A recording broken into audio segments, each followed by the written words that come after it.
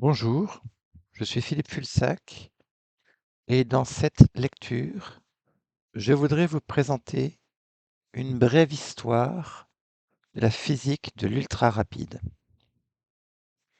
D'abord, je vais commencer par vous donner une motivation, la motivation principale qui m'a poussé à faire cette lecture. Ça sera peut-être la première lecture d'une série de lectures puisque le sujet est extrêmement vaste. Et je vous rappelle aussi que je ne suis pas un spécialiste de ce domaine, mais je veux néanmoins euh, vous donner une idée de ce fantastique domaine de la physique de l'ultra rapide. Alors commençons par une motivation. Chaque année, j'enseigne les mathématiques à l'université Dalhousie, en Nouvelle-Écosse, au Canada. Et un des moments que je préfère dans l'année, c'est le moment où on décerne les prix Nobel. Et en particulier, bon, il n'y a pas de prix Nobel dans ma discipline, les mathématiques, mais il y a un prix Nobel qui m'intéresse beaucoup, c'est le prix Nobel de physique. Évidemment, les liens entre physique et mathématiques sont multiples, et je m'intéresse, on va dire, autant à la physique qu'aux mathématiques. Or, l'année dernière, avant l'annonce du prix Nobel de physique, euh, j'avais en fait deviné qui obtiendrait le prix Nobel. En fait, un des noms qui a été effectivement choisi par le comité Nobel. Et il s'agissait d'Anne L'Huillier. Pour ses travaux, justement, euh, dont je vais vous parler dans cette lecture, entre autres, sur la physique de l'ultra rapide. Et comme Anne L'Huillier est une des rares femmes à avoir obtenu le prix Nobel dans ce domaine de la physique, vous savez sans doute qu'il y a encore un énorme gap fossé entre le nombre de femmes et le nombre d'hommes qui ont reçu le prix Nobel, pour des raisons variées. Évidemment, c'était une occasion pour moi de parler des femmes scientifiques remarquables qui ont joué un rôle remarquable en sciences. Et donc, j'ai présenté brièvement Anne Huillier à ma classe en essayant d'insister sur euh, le caractère exceptionnel de ses travaux. Et justement, quand on regarde les manchettes dans la radio ou dans les médias, on est souvent, en tout cas je suis souvent, très déçu par le manque de qualité des explications. On tourne systématiquement autour du pot. Au lieu de parler de la science, on parle autour de la science. Donc on va parler d'Anne Huillier, mais sans réellement pouvoir donner une idée peut-être de l'importance de ses travaux, mais en tout cas du comment et du pourquoi de ses travaux. Et c'est pour ça que je me suis dit que j'allais un petit peu essayer d'approfondir le sujet et en fait peut-être de donner une meilleure idée de ce qu'elle a fait. Alors, plus généralement, bon, on peut se poser la question de la maîtrise du temps, hein. Anne Huillier, elle a donc ses contributions concernent le domaine de la physique de l'ultra rapide. Et l'ultra rapide, c'est évidemment un superlatif et c'est une notion toute relative. En fait, on peut penser simplement à la maîtrise du temps. En fait, la physique est comparable à un sport où sans cesse on bat des records. Euh, de la même manière que les athlètes battent le record du 100 mètres, du 200 mètres, du 400 mètres, etc., du saut en hauteur, etc., les physiciens font aussi cela. La différence étant évidemment que les physiciens sont beaucoup moins limités que les athlètes et que les physiciens peuvent courir le 100 mètres en beaucoup moins que 10 secondes.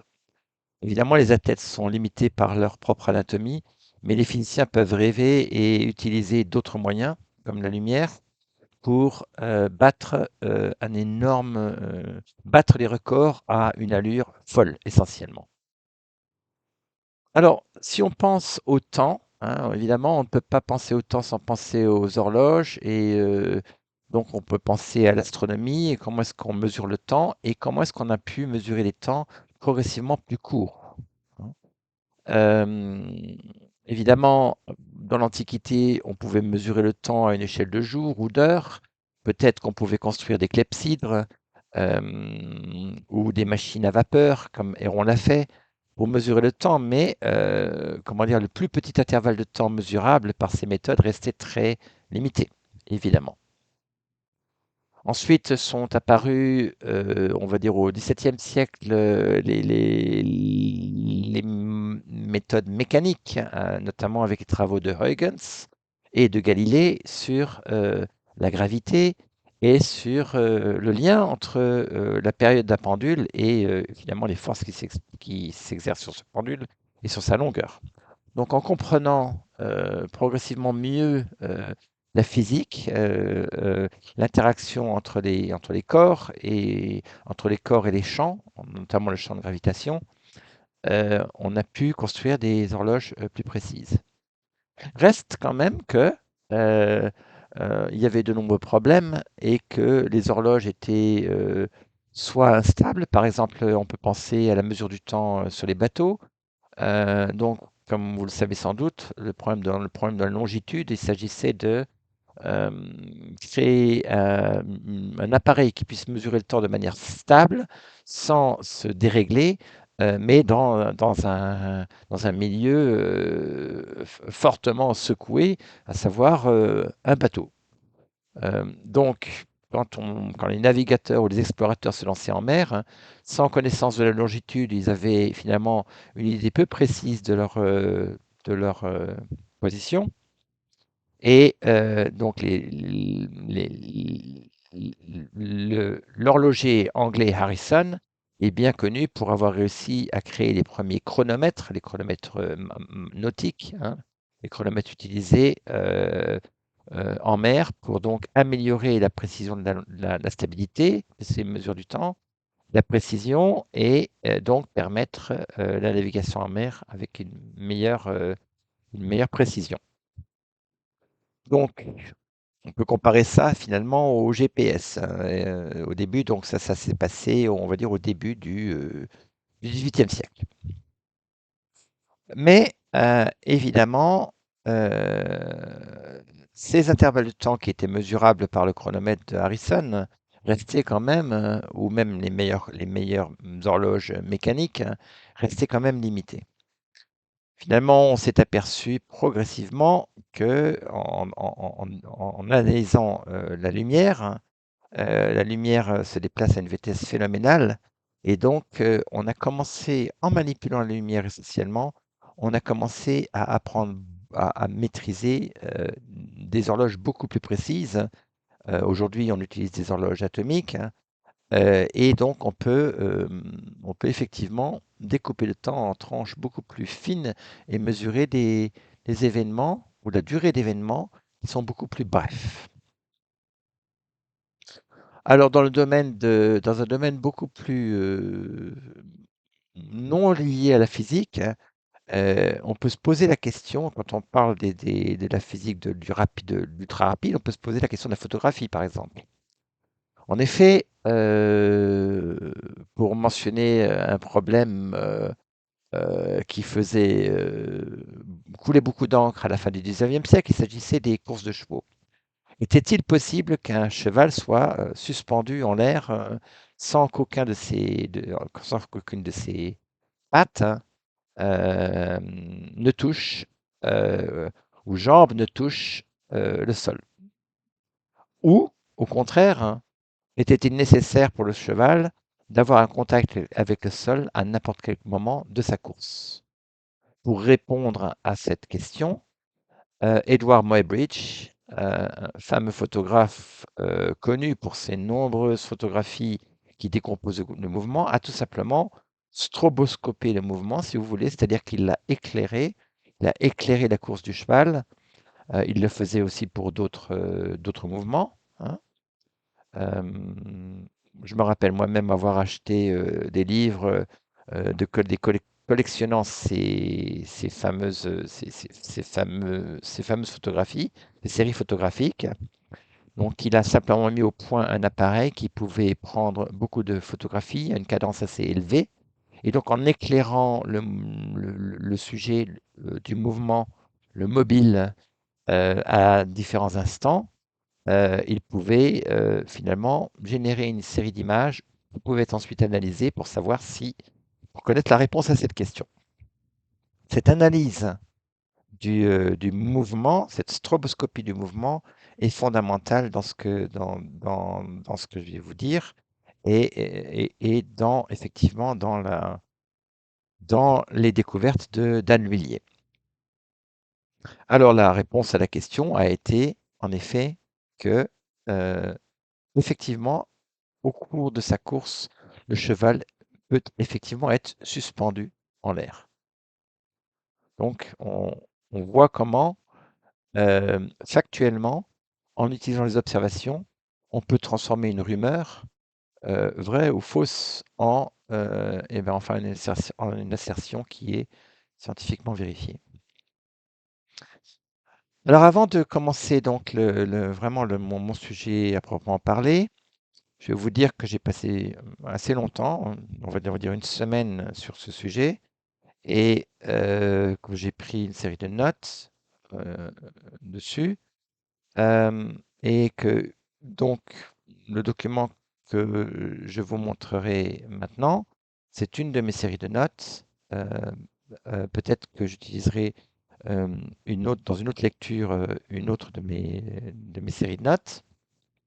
Et donc dans cette série de notes, j'en étais arrivé au fait que j'aimerais écrire un document qui explique la théorie qui permet de comprendre la physique attoseconde. Attoseconde, AS, c'est tout simplement 10 puissance moins 18 secondes. Je vous laisse réfléchir à cette dimension, d'accord? Et donc, donc, je vais vous montrer le début de mes notes, hein. Comme effectivement, ce qui s'est passé, c'est qu'à un moment, pour arriver à la physique attoseconde, il fallait générer, en fait, on utilise la génération d'une série d'harmoniques d'ordre élevé qui se maintient sur un plateau. Alors, vous ne comprenez pas encore de quoi il s'agit ici, mais comme je vais vous préciser plus tard de quoi il s'agit. Donc, dans le contexte de la physique des lasers, d'accord, donc c'est ça l'outil principal qu'a utilisé Anne L'Huillier et ses collègues. Donc, on est dans la physique des lasers, émission de lumière cohérente, sur un modèle qui a été prévu par Einstein. Et donc, les travaux fondamentaux d'Anne L'Huillier se manifestent notamment dans les papiers qui sont parus entre le milieu des années 80 et le milieu des années 90. En particulier ce papier écrit par Philippe Balcou, Anne L'Huillier, Schaeffer, Kullander, Levenstein, Krause et Corcom. Alors on trouve en ligne, notamment sur YouTube, on trouve de très bonnes conférences sur ce sujet, notamment une conférence que j'ai vraiment beaucoup aimée, qui a été réalisée par un expert de la physique des lasers, hein, en 2010. C'était une conférence pour l'Association des professeurs de physique-chimie.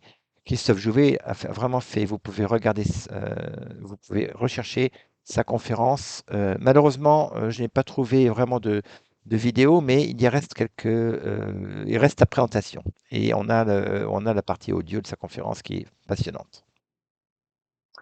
Et donc, bon, alors moi, ce qui m'intéressait, c'est d'essayer de comprendre les calculs. Il y a plusieurs types de calculs. Essayer de comprendre d'où venaient les idées, qui avaient été les pionniers, aussi bien sur le plan expérimental que sur le plan théorique. C'est ça qui m'intéressait.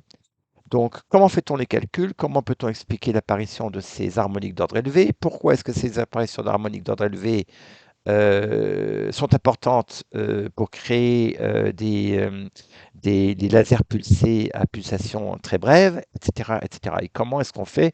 Peut-être quelles applications peut-on trouver à ces lasers à impulsion très brève? Alors dans les calculs, bon, on voit que la littérature dissocie les calculs en type, hein, ou catégorise les calculs par type. Il y a des calculs semi-classiques, des calculs quantiques exacts. En particulier, Anne Lhuillier a fait ce genre de calcul, mais elle n'était pas forcément nécessairement la première. Il y a des calculs analytiques exacts du cutoff du spectre, donc des harmoniques. Et on peut trouver, évidemment, dans la littérature spécialisée, on peut trouver beaucoup d'informations, notamment, il y a une thèse qui m'a beaucoup intéressé, c'est la thèse de Willem Boutou en 2007, intitulée Dynamique de la génération d'harmoniques dans les atomes et les molécules. Alors là, on parle en anglais, les abréviations, c'est HHG, hein, High Harmonic Generation. EUV, bon, il y a beaucoup d'acronymes dans ce domaine, comme vous pouvez l'imaginer, et on parle d'extrême ultraviolet, donc EUV. D'accord. Et bon, donc on va trouver, on va trouver beaucoup de choses intéressantes. Aujourd'hui, donc, il n'y a pas que des hommes dans les laboratoires de physique, heureusement. Notamment par exemple Sinead Ryan. Ça, c'est une étudiante qui travaille, postdoc, qui travaille à l'université de Boulder, Colorado. Donc voilà, elle utilise des lasers femtosecondes et attosecondes pour étudier les propriétés des spins de l'électron à des échelles ultra rapides. Et là, je parle de 2023. Donc, c'est juste pour vous dire que toutes ces notions, évidemment, sont utilisées maintenant presque de manière quotidienne. Donc, plus de 20 ans après les travaux fondateurs d'Anne Lhuillier. Donc, concrètement, la physique fondamentale mise au point par Anne Lhuillier et ses collègues ont mené à une réelle révolution technologique avec une foule d'applications. Si vous voulez avoir une idée de celle-ci, faites un tour sur YouTube et regardez les vidéos faites par les ingénieurs et les chercheurs dans le domaine des interactions entre le laser et la matière. Alors, donc aujourd'hui, ce sont vraiment les ingénieurs qui travaillent avec ces lasers, hein. J'ai trouvé une vidéo intéressante faite par une compagnie allemande qui s'appelle Active System GmbH, une compagnie qui est située à Jena, en Allemagne. Rappelez-vous que Jena, c'est aussi le fief d'une compagnie célèbre en optique qui est la compagnie Zeiss. D'accord? Alors, je crois que le titre de cette petite vidéo YouTube, c'est High Repetition Rate High Harmonics Generation with Ultra High Photon Fluxes. Alors, ce qui est remarquable dans ce titre, hein, et là on parle on parle de vidéos récentes, hein, et donc même encore 20 ans ou 30 ans après les premiers travaux vraiment fondateurs d'Anne Millier, vous voyez encore la répétition des superlatifs. High, high, ultra high. D'accord? Vous voyez bien que cette phrase est une phrase vraiment hyperbolique, hein. Le degré des superlatifs, alors je vais dire que les superlatifs d'aujourd'hui sont les mots communs de demain, et pour moi, ce sont des marqueurs de la modernité d'une technologie. Voilà. Et la physique, comme le sport, court après les records et bat sans cesse ses propres records. Alors à propos de records, on peut citer un chiffre magique, 2024. Donc, combien peut-on concentrer, supposons que vous vouliez étudier un phénomène à une échelle très petite, très précisément. Vous avez besoin d'une espèce de super microscope qui vous permette de comprendre, de regarder quelque chose de très, très, très petit. D'accord? Alors, de quoi vous avez besoin pour ça? Vous avez besoin d'éclairer la scène. Et vous voulez un éclairage intense. D'accord? Peut-être effectivement que si vous y réfléchissez, vous devez vous poser la question parce que du principe d'incertitude de Heisenberg. Parce que si vous éclairez une scène, vous allez la perturber, évidemment, puisque les photons ont une impulsion.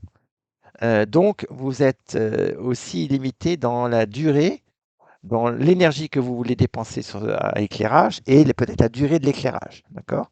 Donc, encore une fois, vous pensez à stroboscopie et évidemment, la relation d'incertitude de Heisenberg joue un rôle fondamental. Toujours est-il que aujourd'hui, le chiffre magique, c'est un flux d'éclairement extraordinaire, qui est un flux d'éclairement où on peut atteindre des puissances absolument gigantesques de 10 puissance 14 watts par centimètre carré. Et là, ce qu'il faut ajouter, c'est qu'on peut maintenir ces niveaux fantastiques d'éclairement, donc un très haut niveau d'énergie, mais nécessairement sur un temps très court. Donc vous voyez, vous avez toujours un mariage contradictoire, mais un mariage quand même, un mariage paradoxal entre l'énergie et le temps, hein, avec la relation d'incertitude delta E fois delta T plus grand que h bar de Heisenberg. Donc on peut effectivement, on arrive avec les méthodes des lasers à impulsion ultra brève, on arrive à fabriquer donc des expériences stroboscopées avec ces niveaux d'éclairement donc sur des très petites surfaces. Il faut focaliser l'énergie et il faut arriver pendant des temps très brefs à donc concentrer une énergie énorme sur un petit objet qu'on veut étudier, par exemple un électron. Les applications sont innombrables. On parle d'applications aux sciences de surface, à la spectroscopie, à l'imagerie médicale, et on parle évidemment des applications en physique atomique et moléculaire. En fait, ce qui se passe, c'est qu'on est vraiment à la frontière entre deux domaines, entre l'optique non linéaire, d'accord, et, et en fait, la compréhension des phénomènes fondamentaux, par exemple, quelle est la physique de l'électron? Comment se comporte l'électron? L'électron ou l'atome. Donc là, on est intéressé, mais on va dire par un seul électron ou un seul atome. Donc, on est vraiment donc à la frontière entre ces deux domaines qui ont fini par fusionner. Alors, qu'est-ce qu'on fait avec des lasers? Eh ben, on découpe, on suit, on contrôle, on brûle, on fabrique, on étudie, grâce à ces lasers absolument fantastiques qui ont été mis au point, à ces générations de lasers qui toujours plus puissants et toujours plus performants en différents. Alors, il y a beaucoup de types de lasers, hein. On a des lasers à gaz, on a des lasers à liquide, on a des diodes laser qui fonctionnent sur le principe des semi-conducteurs, on a des lasers à faible puissance, à grande puissance, des lasers qui fonctionnent en continu, des lasers pulsés, etc., etc., etc. D'accord? Les lasers diffèrent non seulement par la phase du milieu actif, mais diffèrent par la technologie, le type de miroir, etc. Et le type de milieu actif dans lequel se produit la réaction d'amplification du laser, etc. Alors, les applications en elles-mêmes, hein, le domaine des applications en elles-mêmes serait très intéressant à étudier. Moi, je m'intéresse plutôt à la théorie, mais évidemment, les applications en elles-mêmes sont absolument magnifiques. Et donc, probablement qu'il serait intéressant de faire une autre vidéo sur qui pourrait au moins dresser un inventaire assez précis des applications. On utilise évidemment, donc on va utiliser les lasers à la fois pour faire de la chirurgie esthétique, pour réparer une rétine, dans des domaines beaucoup moins difficiles, mais quand même importants. Les lasers sont utilisés pour scanner des codes barres. Par exemple, à l'Alliance française d'Halifax, j'ai pu manipuler une petite douchette qui utilise un petit laser pour scanner un code barre. Ben ça marche avec des faisceaux laser. Évidemment, on n'utilise pas les mêmes lasers pour cautériser une plaie, euh, brûler une tumeur cancéreuse, découper une tôle ou fabriquer des nanomachines. ou encore étudier un électron, comment un électron orbite autour d'un atome. Donc, toutes ces avancées théoriques, évidemment, elles préfigurent des avancées majeures. Et donc, on peut s'attendre, évidemment, on peut s'attendre, et on le voit déjà arriver, on voit déjà arriver des conséquences des découvertes qui ont mené au prix Nobel d'Anne Willier. Alors maintenant, je vais peut-être mentionner un petit peu de théorie. Donc la théorie de la génération d'ordre élevé, comment est-ce que ça fonctionne? Bon, je vais pas me focaliser maintenant. Aujourd'hui, je vais garder ça en suspense pour une autre vidéo. Mais donc la base de la théorie de base pour comprendre ces phénomènes, génération d'harmonique d'ordre élevé, c'est euh, c'est l'équation de Schrödinger. On est nécessairement dans le domaine quantique, hein, puisqu'on parle d'échelles extrêmement faibles, de niveau d'énergie très grand. Et donc, on part donc de l'équation de Schrödinger en champ intense. C'est essentiellement ce que j'ai écrit là, d'accord?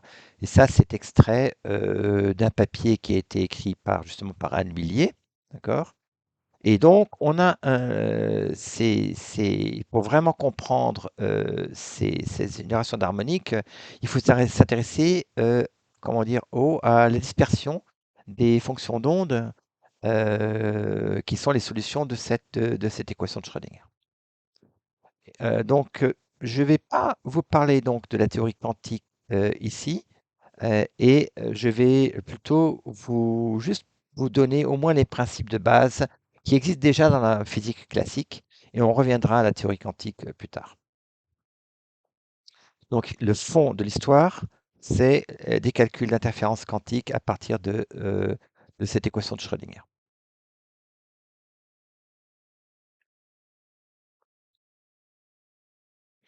Alors, effectivement, ce qui se passe, c'est que ces harmoniques d'ordre élevé, elles sont générées par résonance.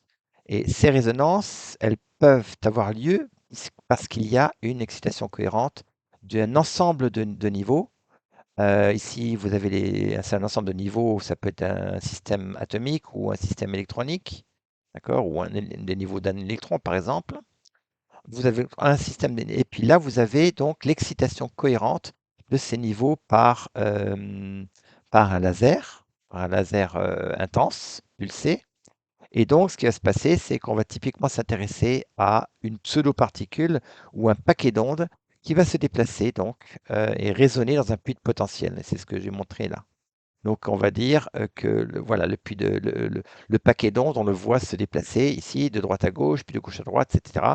Et c'est le déplacement de ce paquet d'ondes dans ce potentiel de l'atome, on va dire, qui va créer donc ces harmoniques. D'accord? Donc, en gros, en très simple, c'est c'est la description du phénomène de résonance qui est responsable de cette génération d'harmoniques.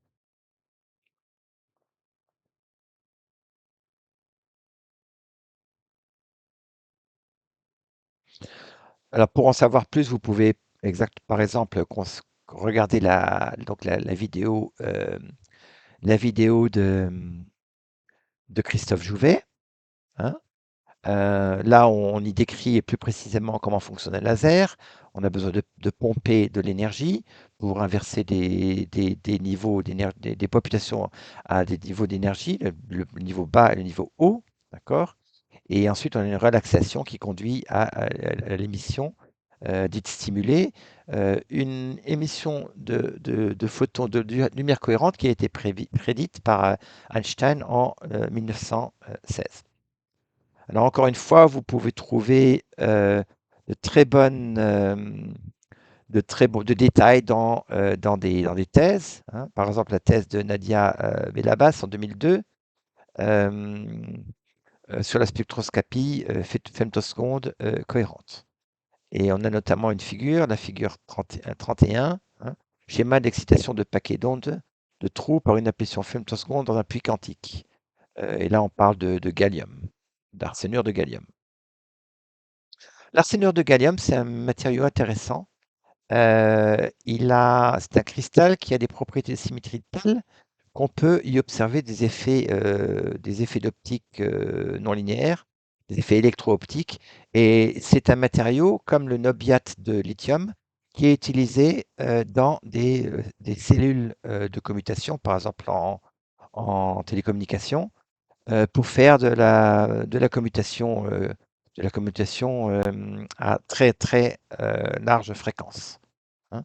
Donc, si on veut basculer des communications, des communications par exemple dans les fibres optiques, si on veut commuter, faire de la communication dans les télécommunications par fibre optique, eh ben, c'est le genre justement d'appareils et de matériaux qu'on va utiliser dans des cellules, des composants optoélectriques qu'on appelle les cellules de Pockels et les cellules de Kerr.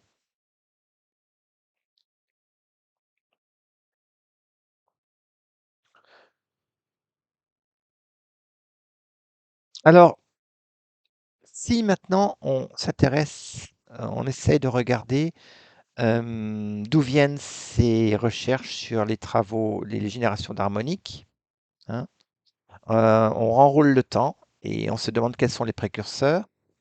Alors, on s'aperçoit que des gens comme P.A. Franken en 1961 ont, un an après la création du premier laser à rubis par Meyman, ont effectivement démontré la génération d'harmoniques d'ordre 2. Ça, c'est le premier exemple justement de processus, vraiment de mise en œuvre, de mise en évidence expérimentale de phénomènes optiques non linéaires.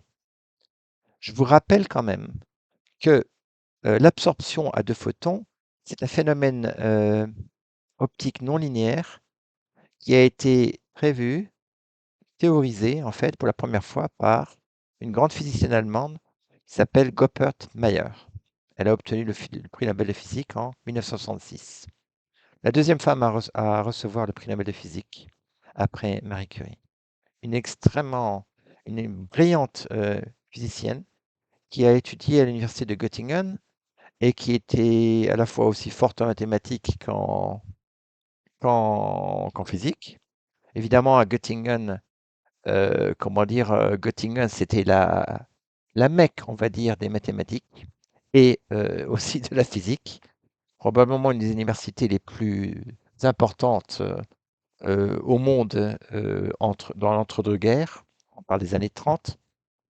Précisément, Goppert-Mayer a écrit un long papier que j'ai essayé de lire, très difficile à lire, extrêmement mathématique, où elle faisait le premier calcul et théorisait sur la possibilité dans un atome de l'existence de transitions à 2 photons où, au lieu en fait d'émettre que un seul photon soit émis, en fait 2 photons sont émis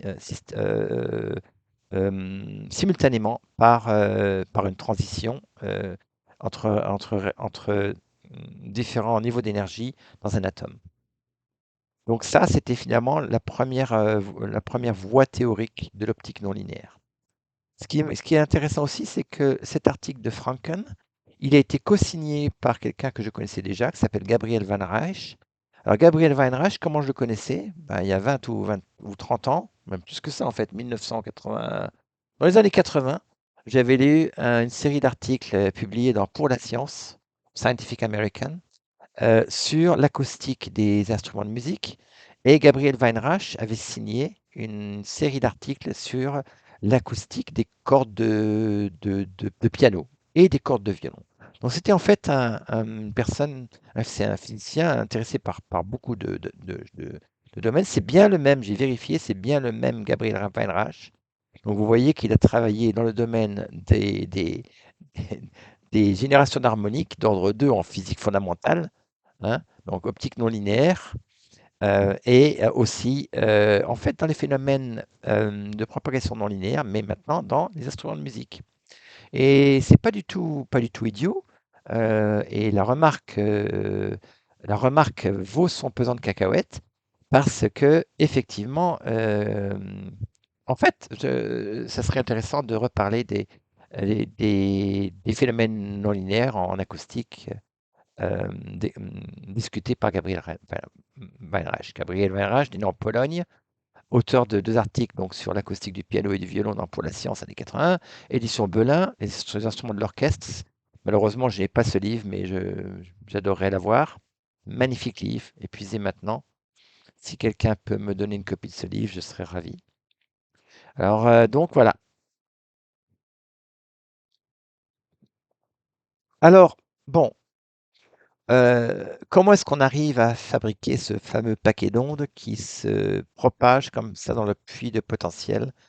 Comment est-ce qu'on arrive à faire ça? Comment est-ce qu'on arrive à fabriquer des impulsions ultra courtes? Un laser à impulsion ultra courte. Alors, il y a plusieurs techniques qui vont être importantes et une des techniques, ça s'appelle le blocage ou le verrouillage de mode. Alors, l'idée du verrouillage de mode ou du blocage de mode, c'est la suivante.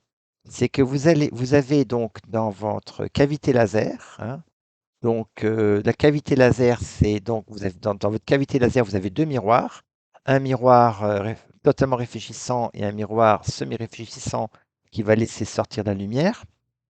Et donc la lumière fait des allers-retours et à chaque aller-retour, entre ces 2 miroirs, et à chaque aller-retour, elle est amplifiée avec un certain gain et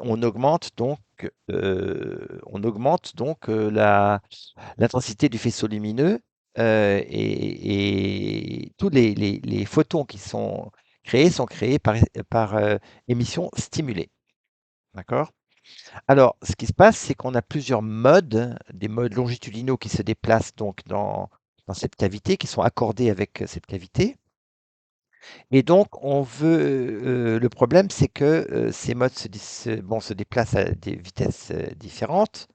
Et donc, on veut finalement les coordonner comme un chef d'orchestre le ferait pour un orchestre, hein, coordonner les instruments, hein. Et pour ça, donc, on va essayer en fait de coordonner ces modes et de forcer finalement tous ces paquets d'ondes à se déplacer à la même vitesse ensemble dans la cavité. Et donc, c'est grâce à cette technique de verrouillage de mode qu'on va pouvoir effectivement créer des paquets d'ondes cohérentes qui se déplacent donc dans ce petit potentiel à des fréquences très élevées. Donc on a besoin d'une méthode pour fabriquer des lasers pulsés. Ça va nous permettre de descendre des nanosecondes aux picosecondes, aux femtosecondes, aux attosecondes. On a besoin d'un principe mathématique, par exemple un programme informatique pour résoudre l'équation de Schrödinger. Ça, c'est pour comprendre comment se déplace le paquet d'ondes. Donc, on va peut-être avoir une compréhension théorique donc, de la dispersion, etc. Et on a besoin d'une réalisation physique du blocage de mode. Et comment est-ce qu'on fait ça? Eh ben, pour justement corriger les différences de vitesse entre les paquets d'ondes, on utilise des modulateurs comme des cellules de Kerr dont j'ai déjà parlé ou des cellules de Pockels. Euh, les lasers, on peut aussi les regarder, donc on peut les regarder, on peut les modéliser à différents niveaux, mais d'une certaine manière, on a un phénomène de bifurcation parce que en dessous d'un certain seuil, le seuil d'allumage, le laser ne lase pas. En anglais, on dit laze to laze. Ça veut dire que le laser ne s'allume pas. Et donc finalement, au bout d'un certain moment, on a une instabilité, puis on essaie de contrôler finalement le gain et l'instabilité.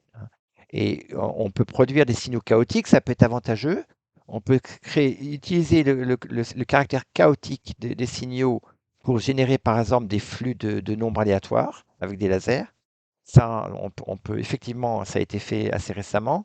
Donc, on utilise carrément la lumière laser chaotique pour générer des nombres aléatoires avec un très grand débit.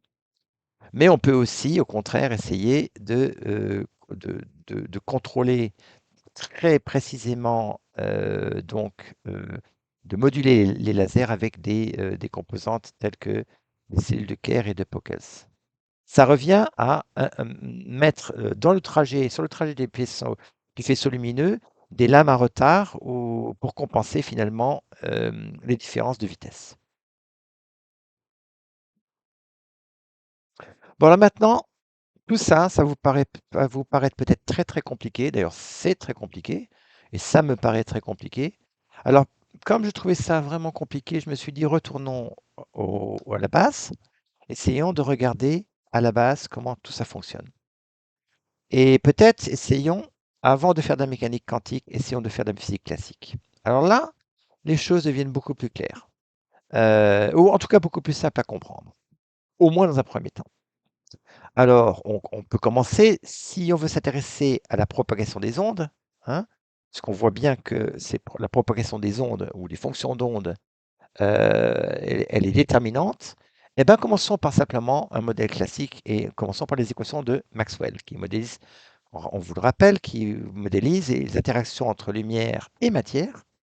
Mais évidemment, on n'a pas le substrat de la mécanique quantique, il nous manque des choses, mais quand même, c'est un très bon départ pour comprendre les phénomènes de propagation.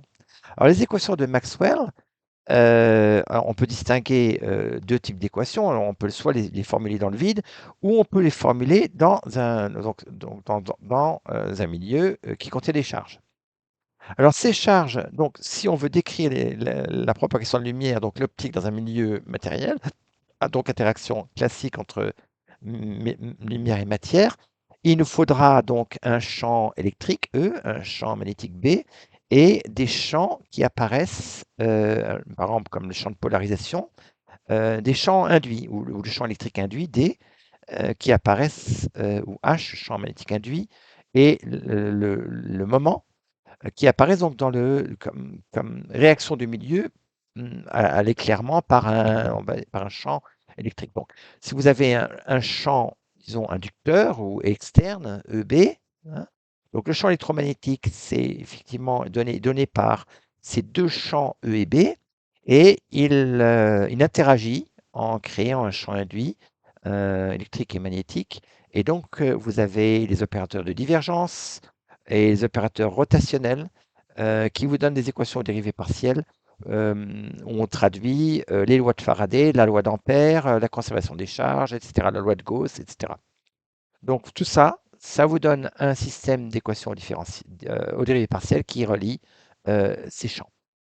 Et qui relie ces champs et aussi qui relie les champs aussi à la densité de charge. Donc ça, c'est comme ça qu'on décrit la matière, par la densité de charge, donc positive ou négative.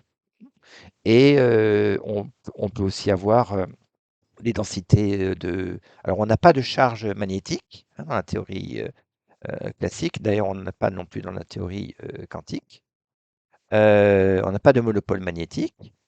Et alors, on a des propriétés fondamentales qui apparaissent, telles que la perméabilité du vide, la permissivité du vide, qui décrivent donc le comportement électrique et magnétique donc, du vide.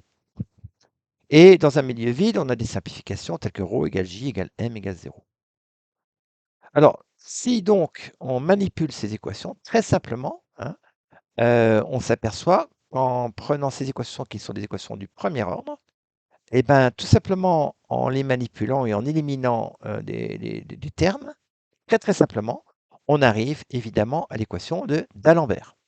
Et rappelons que l'équation d'Alembert, on l'appelle de cette manière parce que c'est l'équation de propagation des ondes démontrée pour la première fois, donc une équation aux dérivées partielles, l'équation d'Alembertien, qui régit la propagation des ondes dans les cordes vibrantes, et c'est effectivement d'Alembert qui a, pour la première fois, traduit les équations de la dynamique et montré que les équations de dynamique aboutissaient à une équation de propagation des ondes dans les milieux élastiques tels que les cordes. Alors, de cette équation d'Alembert, donc c'est très bien parce qu'on va avoir donc une équation qui va nous permettre de prédire comment se propagent les ondes, et on peut en déduire une foule de choses. Par exemple, on peut en déduire l'existence d'un ellipsoïde de Fresnel qui va relier l'indice de réfraction de la lumière et les nombres d'ondes. Donc, on va avoir une relation entre l'indice et donc rappelons que l'indice mesure le rapport entre la vitesse dans le milieu et la vitesse dans le vide, d'accord? L'indice, évidemment, peut varier, peut-être une fonction va en fait varier dans le milieu, hein, sauf dans les milieux purs, mais en général, il va être variable. Il peut varier dans le temps, il peut varier dans l'espace, et il va y avoir une relation entre l'indice, donc la vitesse de propagation, et la longueur d'onde. Et on a donc, on traduit ça en une équation de dispersion qui est simplement l'ellipsoïde de Fresnel du milieu. Alors, l'ellipsoïde de Fresnel, on peut aussi le manipuler d'une autre manière en regardant, en fait, on peut montrer l'existence d'un opérateur A, qui est un opérateur linéaire tel que les valeurs propres de cet opérateur linéaire sont en fait les inverses des indices au carré. D'accord? Donc, en fait, euh, comprendre la dispersion des ondes dans un milieu est équivalent à la résolution d'un problème de diagonalisation de matrice avec une matrice bien choisie. D'accord? Et tout ça, c'est une conséquence de l'équation de D'Alembert. Alors, la relation de dispersion, c'est évidemment une relation qui relie, donc, comme je l'ai dit, la longueur d'onde et la vitesse donc de l'onde, ou l'indice. Dans le vide, l'indice est 1, puisque la vitesse est égale, la vitesse dans le milieu est égale à la vitesse du vide, puisque le milieu est le vide. Et donc, on a k égale à oméga sur c. Donc, on a une relation linéaire entre le nombre d'ondes et la pulsation oméga. D'accord? Par contre, dans les milieux matériels, l'impulsion se déforme. Donc, un paquet d'ondes, impulsion, pensez à un paquet d'ondes, donc, quand je dis paquet d'ondes, ça veut dire une somme ou une intégrale, une superposition finalement d'ondes monochromatiques, hein, mais qui est resserrée dans l'espace des fréquences, d'accord?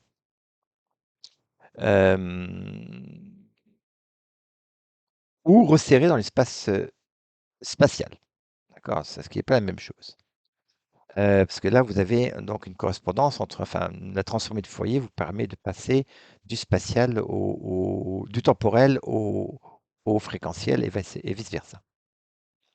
Alors, si on manipule l'ellipsoïde de Fresnel, d'accord? Supposons qu'on connaisse, ses propriétés du milieu. Donc, on regarde cette relation-là.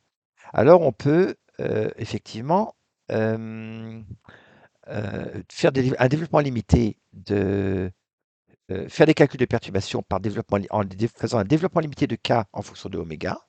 Donc, on exprime k en fonction de oméga.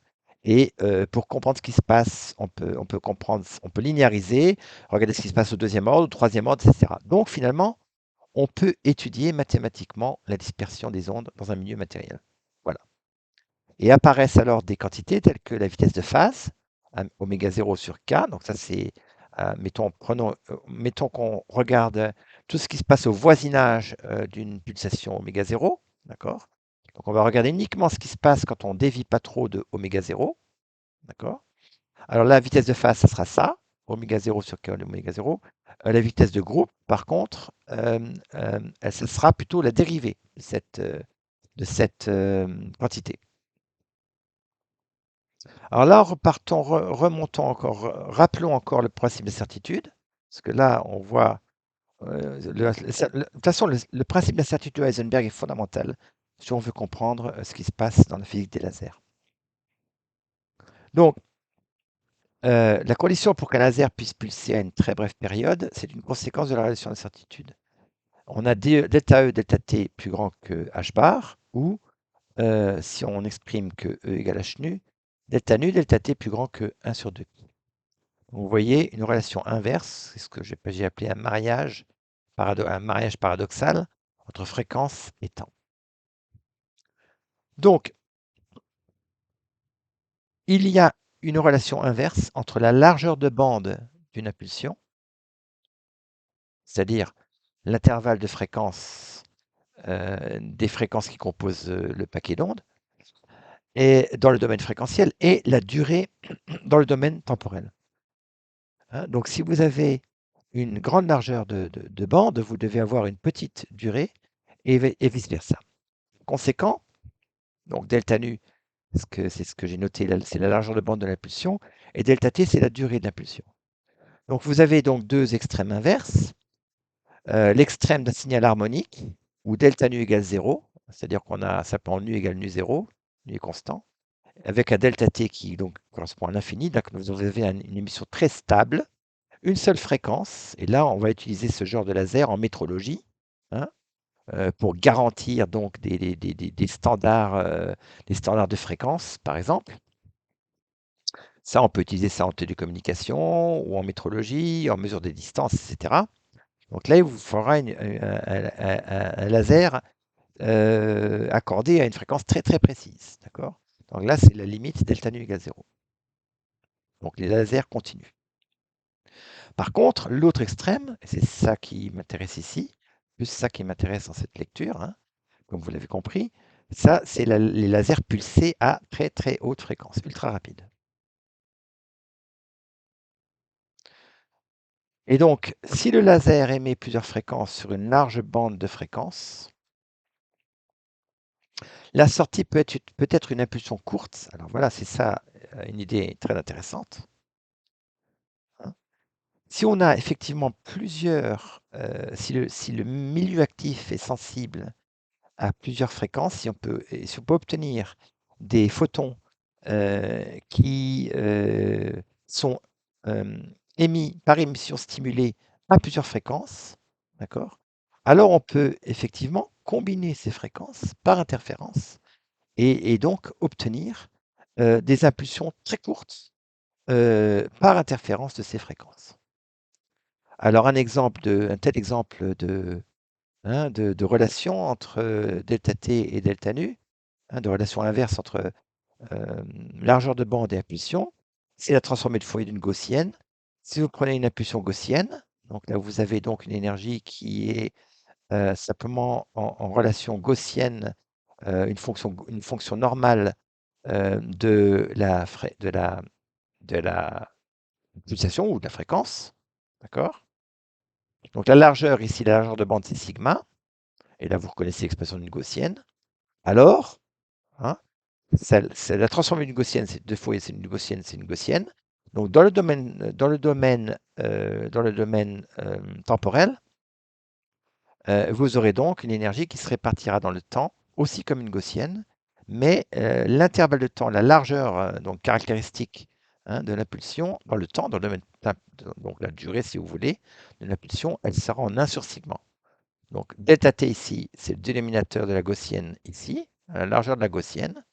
Elle est inversement proportionnelle à la largeur de la gaussienne dans le domaine dual, dans le domaine de Fourier dual. D'accord? Domaine fréquentiel. Donc, pour fabriquer des lasers ultra rapides, on avait besoin de milieux actifs qui produisent des émissions stimulées en réponse à une large bande de fréquences excitatrices. Qui c'est qui a fait ça? Eh bien, dans les années 1980, c'est Peter Moulton, qui travaillait au Massachusetts Institute of Technology, MIT, qui révolutionne le domaine des lasers et en fait, il introduit de nouveaux milieux actifs, de nouveaux matériaux. Et il démontre que contrairement à ce qu'on pensait auparavant, eh ben, il peut effectivement fabriquer des milieux actifs qui résonnent en large bande. Alors, une chose intéressante et intrigante, c'est que pratiquement, enfin, en 1984, Anthony Sigman écrit un livre sur un livre qu'on a utilisé en classe sur les lasers, et il y écrit que le seul milieu actif capable de laser, c'est-à-dire de s'allumer, c'est un milieu qui est dopé au chromium, donc il fait référence au laser à rubis. Eh bien, un an après seulement, Moulton propose un matériau totalement différent, beaucoup plus, performant d'une certaine manière. Et ce matériau, c'est un saphir dopé au titane. Et il démontre donc que son matériel, donc saphir-titane, peut non seulement laser, donc il est capable donc de laser et de s'allumer, mais aussi il peut laser et s'adapter et produire des émissions sur une très grande bande de fréquences. Alors ce milieu, il s'agit d'un cristal de saphir, donc c'est un oxyde d'aluminium, AlO3, et qui est dopé par des ions titane, Ti3+. La plage de longueur d'onde que ce milieu peut produire, hein, couvre une grande partie du spectre visible et du spectre infrarouge. Donc on parle de longueur d'onde de 650 nanomètres à 1100 nanomètres. Rappelez-vous ça. Spectre visible et proche infrarouge. D'accord? Et donc les lasers titane saphir vous permettent d'avoir des lasers maintenant réglables, hein. On peut ajuster la longueur d'onde de sortie du laser, donc ça c'est absolument phénoménal. Et on peut aussi travailler par verrouillage ou blocage de mode et donc utiliser ces saphirs titane pour produire des impulsions très très brèves et descendre jusqu'à la femtoseconde. D'accord? Et évidemment, comme je l'ai dit, ces lasers peuvent après être utilisés en recherche fondamentale et appliqués, imagerie médicale, femtochimie, etc. Donc ça, c'est le genre de courbe que vous obtenez, hein, pour un laser donc titane saphir, où vous voyez l'intensité en fonction de la couleur, d'accord? Et vous voyez que cette intensité, donc on parle d'intensité de laser, donc de la d'émission stimulée, hein, et donc vous voyez la réponse, et vous voyez que cette réponse est positive, d'accord? Et très très grande, dans une très grande plage de couleurs, de 600 à plus de 1000 nanomètres, d'accord? Là, on est dans le visible, et là, on est dans des grandes longueurs d'onde, un peu moins d'énergie, on est dans l'infrarouge, d'accord? Là, ici, là, ce qui se passe là, on va voir ce qui se passe là plus tard. Alors, comme vous savez, là, on a le bleu, le violet, d'accord? Et là, on a le rouge, d'accord? C'est les couleurs les plus petites longueurs d'onde, plus énergétiques, plus grande longueur d'onde, moins énergétique. Ok. Et là, on parle là du gain, donc du gain d'amplification, d'accord? Et vous voyez que les gains sont significativement positifs et grands pour une très grande large de bande. Et donc cette largeur donc là, on parle d'un delta nu qui est phénoménal puisque c'est pratiquement 100 THz, donc une énorme largeur de bande. Et donc, si vous regardez la relation d'incertitude, vous obtenez donc, en fait, si vous faites la conversion, vous voyez que vous pouvez descendre à 4,4 femtosecondes. D'accord? Donc, comme souvent en science et en technologie, il y a une convergence de progrès qui se renforcent. On a des milieux actifs en large bande, on a le blocage de mode, et on a une méthode aussi pour peut-être, alors comment on peut combiner encore ça avec une autre méthode, due notamment à une autre physicienne canadienne maintenant, qui a reçu, une autre femme qui a reçu le prix Nobel de physique, et il s'agit de Donna Strickland. Elle a mis au point des méthodes qu'on appelle des méthodes à dérive de fréquence, qui nous permet, un petit peu comme les oiseaux chantent, en fait, ces méthodes-là sont totalement liées à un autre sujet qui m'intéresse, qui est le sujet du chant des oiseaux. Mais ça, je vous en parlerai dans une autre vidéo. Et en fait, effectivement, c'est en imitant des chants d'oiseaux qu'on peut amplifier euh, qu'on peut, qu'on peut raccourcir la durée des impulsions laser. Donc je répète, en imitant les chants d'oiseaux, c'est-à-dire en faisant dériver les fréquences, on peut effectivement, grâce aux méthodes inventées par Donna Strickland, on peut effectivement concentrer notre impulsion laser sur des intervalles de temps beaucoup plus. Donc, on obtient des lasers à impulsion extrêmement courte. Okay. Donc là, on voit qu'on arrive maintenant à produire un grand nombre de produits commerciaux vendus à grande échelle. On appelle ça des tabletop lasers, c'est-à-dire que, bon, ok, c'est des lasers, on n'a pas besoin d'une salle. En anglais, on appelle ça tabletop lasers, ça veut dire que ce sont des instruments qui tiennent sur une table, par contraste avec des instruments qui prendraient tout un garage ou tout un hangar ou tout un laboratoire. D'accord? Vous n'avez pas besoin d'envahir tout un hall de gare pour fabriquer votre instrument, il tient sur le coin d'une table. Tabletop laser. Donc maintenant, on fait des lasers à dimension raisonnable commercialement, euh, et ce sont des lasers femtosecondes. Mais la course ne s'arrête pas là. Alors là, comment peut-on progresser? Comment peut-on encore progresser? Quelle autre technique peut-on utiliser pour produire des impulsions courtes? A-t-on vraiment besoin d'inversion de population pour créer une émission laser? Ça, c'est d'autres questions qu'on peut se poser. Alors, ces questions, elles ont été posées par Stephen Harris. On parle de travaux qui ont été faits dans les années 70 et 80. Et c'est réellement là qu'on arrive au cœur du problème et au cœur des travaux de Dan Millier. Alors là, il s'agit en fait d'aller encore plus loin, mais de ce côté-là, dans l'ultraviolet ou même extrême ultraviolet. Alors comment est-ce qu'on peut faire pour raccourcir encore, pour stroboscoper encore plus vite? Comment on peut faire? Alors, ces premières idées-là nous montrent la voie.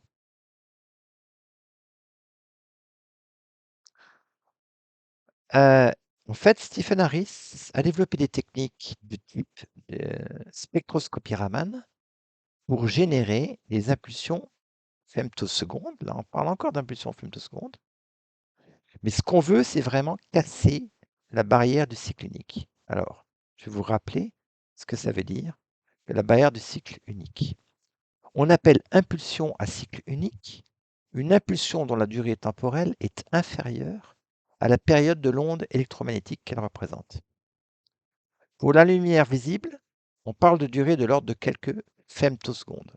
Donc, en gros, comment peut-on casser cette barrière, hein, qui semble être une barrière infranchissable? Le défi, pour casser cette barrière et pour produire des impulsions encore plus courtes que cette durée, pose des problèmes considérables en termes de stabilité, de cohérence et de contrôle des phases. Pourquoi? On doit contrôler la dispersion donc des composantes fréquentielles de l'impulsion, paquet d'ondes, voir début du document. Chaque fréquence se propage à une vitesse différente dans le milieu actif. Il faut donc développer des techniques pour compenser cette dispersion afin de maintenir des impulsions courtes et stables. Ça, c'est un aspect. Et on peut penser à capitaliser sur des effets non linéaires, réellement non linéaires, fortement non linéaires. Ils se produisent lorsqu'une lumière intense parcourt et interagit avec le milieu actif. Alors on voit donc que la clé du cassage de la barrière du cycle unique, c'est la maîtrise des effets non linéaires et électro-optiques dans les matériaux. Par exemple, on peut générer de nouvelles fréquences plus élevées qui permettent de comprimer les impulsions temporellement, par exemple par dérive de fréquence ou par interférence.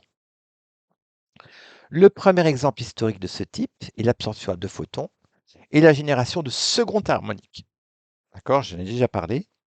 Ce processus a été théorisé en 1930 par Goppert-Mayer, deuxième femme à obtenir le prix Nobel de physique, j'en ai déjà parlé. D'accord. Donc, on peut utiliser l'absorption à 2 photons pour doubler la fréquence. Déjà, ça vous donne une idée de comment est-ce qu'on pourrait obtenir peut-être un facteur 2 ou de facteur 2 en facteur 2, essayer progressivement de descendre dans l'échelle des temps. D'accord. Mais est-ce qu'on peut faire mieux que l'absorption à 2 photons? Est-ce que ça existe, l'absorption à 3 photons, à 4 photons, à 5 photons, à 6 photons, ou même peut-être 10, ou qui sait, plus? Alors si on remonte dans les années 60, juste au moment de l'apparition du premier laser à rubis, on peut lire des expériences, des papiers sur des expériences qui démontrent en effet l'existence de phénomènes d'absorption multiphotoniques, qui mettent en jeu 2 ou même 3 ou même 5 ou même davantage de photons, hein. Alors là, une des clés, c'est la relation entre l'impulsion et le nombre d'ondes. En quelque sorte, ça, c'est la relation de Broglie, hein, pour les photons. D'accord? Donc, vous avez une conservation de l'impulsion et vous pouvez écrire vos équations et écrire, en fait, prédire qu'est-ce qui se passe en physique multiphotonique. C'est exactement comment dire, le point de départ des équations manipulées par Dirac et aussi par Goppert-Mayer. Goppert-Mayer, en fait, ça fait sa thèse en se basant sur la théorie de Dirac, théorie, rappelons, théorie relativiste, première théorie relativiste de la lumière, finalement, et quantique relativiste de la lumière, qui mariait finalement mécanique quantique et théorie de la relativité restreinte d'Einstein. Donc, vous voyez que ces études, que les études des propriétés non linéaires électro-optiques dans le milieu, d'accord, marquent ces études-là marquent le début, vraiment le début de l'optique non linéaire. Donc, même si Goppert-Mayer a écrit son papier en 1930, d'accord, vraiment dans le domaine expérimental, ça débute en 1958, 1960, par là. D'accord. Voilà. Alors, OK. Donc, on voit apparaître les premiers papiers qui montrent la possibilité d'absorption multiphotonique, mais tout ça, ça reste modeste. Jusqu'à ce que, suspense, et alors là, il y a quelque chose quand même d'extraordinaire qui se passe. Et si, pour fabriquer la caméra qui voit le mieux possible au monde, la reine des appareils photo, celle qui vraiment vous donne toute la lumière sur le sujet, on utilisait des éléments indétectables? Et si on utilisait des éléments invisibles pour fabriquer la caméra ou l'œil qui voit le mieux? Avez-vous une idée? Avez-vous une idée ici? Quelle idée pourriez-vous avoir? Alors je vous rappelle quelque chose. Quand le chimiste russe Mendeleïev a dressé son inventaire exhaustif de toutes les briques de la matière, il est parvenu à sa fameux tableau périodique des éléments, sauf que toute la colonne de droite du tableau manquait. La raison, c'est que ces éléments, les gaz nobles, ont leur cortège externe d'électrons saturés. Ils ne peuvent donc pas se combiner chimiquement par liaison covalente aux autres éléments. Ils étaient donc restés invisibles, ou plutôt indétectables à la chimie. Mais, précisément, indétectables, mais non invisibles. Nuance de terme, de taille, puisque le premier de ces éléments, le plus léger, a finalement été détecté dans le Soleil, pas sur Terre, grâce aux interactions entre la lumière et la matière. Donc c'est parce qu'on a insisté pour regarder le Soleil longuement et analyser la lumière du Soleil qu'on a découvert cette colonne du tableau de Mendeleïev. Donc la spectroscopie, c'est-à-dire l'étude des raies d'absorption du rayonnement solaire, a battu les chimistes. Et en fait, je parle ici de la découverte de l'hélium par un Français, directeur de l'Observatoire de Paris, Jules Jensen. Retour de manivelle. On peut considérer aujourd'hui l'optique non linéaire comme une nouvelle forme de chimie. Retour de manivelle finalement. De quoi parle-t-on quand on fait de l'optique linéaire? Finalement, c'est de la chimie des photons. On ne va pas combiner des atomes, mais on va littéralement combiner des photons. On va faire des réactions chimiques sur les photons. Un exemple, nu plus nu donne 2 nu.